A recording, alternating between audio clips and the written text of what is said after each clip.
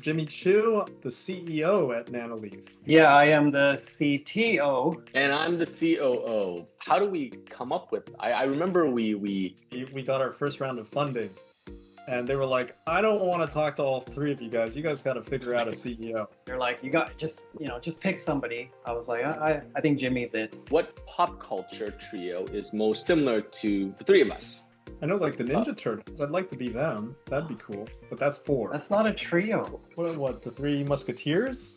They wear tights. They fight battles together and drink together and Wait, do they steal from the rich and give to the poor? Is that them, or do I got the wrong? I think that's Robin Hood. That's Robin. That's wrong. That's not a trio. We are the three dots from the Nanoleaf leaf, so it's a pretty good trio. I like that. What is your fondest memory throughout your Nanoleaf journey? I still remember the first Kickstarter video we did because we launched that first product on Kickstarter, and then for the next month it was everyday checking, and it was a really exciting time. It was really the beginning of a company where we saw that people wanted our product. Yeah, I remember that actually. I remember I was playing basketball, but I had all my phone alerts on. So like every couple of minutes, the Kickstarter messages would come in and people would be buying our product. And you're right, it was so exciting. 2012, we did that first video with an iPhone. We bought this like air mic, right? And there was so much background noise, we couldn't get it out. And we had to like suppress the noise by filming the voiceover under a blanket. I remember we had to put like blankets over our head into this room, shove like Tom, everyone in this room just to do the voiceover. 2012. Somebody online called us out. He's like, this is the worst video ever. How do we meet? It was on the solar car team in the University of Toronto. I was the leader of the electrical group. And then Jimmy and Christian, they kind of mosey on in there, trying to pad their resume or something. I give them a little bit of work, and then they didn't really get it done. But they did help get some key sponsorship for us, for the team. And these engineer guys, Jimmy and Christian, end up being the business people of Nanoleaf. And I'm the biochemist that ends up being the CTO engineer. What's your favorite Nanoleaf product and why? The Nanoleaf light panels. I just remember seeing it from conception to I still have a photo of the first concept prototype, and then we iterated, but it came to life, and I think it definitely changed everything for the company. I still love that product. I love the shapes, the latest generation of our product. It's just really thin. I can make any shape on the wall, any size. But I also am very looking forward to our... I'm not sure how much we're allowed to reveal yet. I totally agree with Tom. I think the stuff that we're working on now is definitely some of the coolest technology. I feel we're really lucky that we could get really excited about a new technology and be able to work with a whole team of people to build it. It's definitely a privilege. Besides that, out of our existing products, I really like the remote. The technology was cool. You just kind of rotate it to brighten it up, rotate it the other way to dim it down, and you could flip it to any side. You could just kind of roll it like a dice. That was kind of fun. What's the one challenge you faced or we faced that you learned the most from? Well, I think we all face this. It's really trying to dream up what's next. It's very difficult to kind of explore into the future and build something that the world hasn't seen. And that's kind of the foundation of our whole product design strategy, right? Creating products that don't exist today. But that means you got to first dream it up, and then you got to build it. There's certainly no shortage of ideas that us and the team come up with. And the other challenge that comes with my job is how to create the product that the team wants. It's often very difficult. They want all these features and they want it in a tiny space. We need to really think hard and figure out a way to make that amazing product. What's the secret sauce for our 10-year loving relationship? Loving relationship. I love you guys. I don't say it enough. Christian says it too much. I think none of us are greedy. I think that's one key point, and that we complement each other's skills. We've also all lived together, seen a little bit too much of each other. I think we've been through good times, bad times, but yeah, I think ultimately we're best of friends. These guys are both my best men at my wedding. Yeah, I think it's trust too. Trust and communication, definitely. during the good times, the bad times, you know, you judge a basketball team not by when they're winning, right? But when they're in the rough. Trusting communication during the hard times and good times, for sure. What keeps you motivated? We're extremely fortunate doing what we're doing for the last, 10 years. What motivates me is that we can continue to do this, right? Keep pushing this forward. I mean, it's entrepreneurship. We're allowed to do whatever we want, create whatever we want. We can make our own decisions. I just want to make the world better through technology.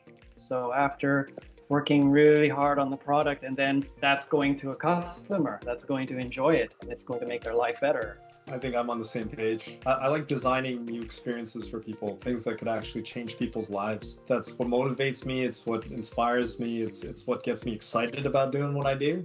If you could ask one question to anyone in the world, dead or alive, who would you choose and what would you ask? Well, the standard answer is I want to talk to Elon Musk, but there's nothing in particular I want to ask. Just like, Elon Musk, thank you. You kind of saved the world, because of you, we're not going to be polluting the air as much, and I'm going to enjoy my air. The fact that he makes people think different, right? Obviously sustainability, but he doesn't have a flag, right? He's able to work with countries all over the world. There's a product, what's going to make it more efficient, and how do I make the most impact in the world, right? So he doesn't have a flag, so no politics. I think that's kind of cool. I kind of want to meet Leonardo DiCaprio. I'm a movie buff, grew up watching a lot of movies with him. He's also an advocate for sustainability. Seems like a cool guy. My questions would be for my team leads. When is the product going to be done? Maybe I'd ask like Nikola Tesla, did he ever figure out how to do wireless power? I feel like he was close, but then the laws of physics just kind of defied him. But who knows? Maybe he figured out something that nobody else knows. What's the best piece of advice that you've ever received? Something that always stuck with me was advice that my dad gave me.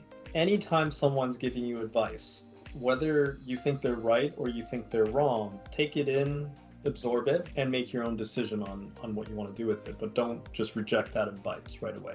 When you're creating new products, everyone always has an opinion on it. And a lot of the times they might not necessarily be right. It's still good to absorb that advice and try and make improvements and try and adjust instead of just rejecting people outright.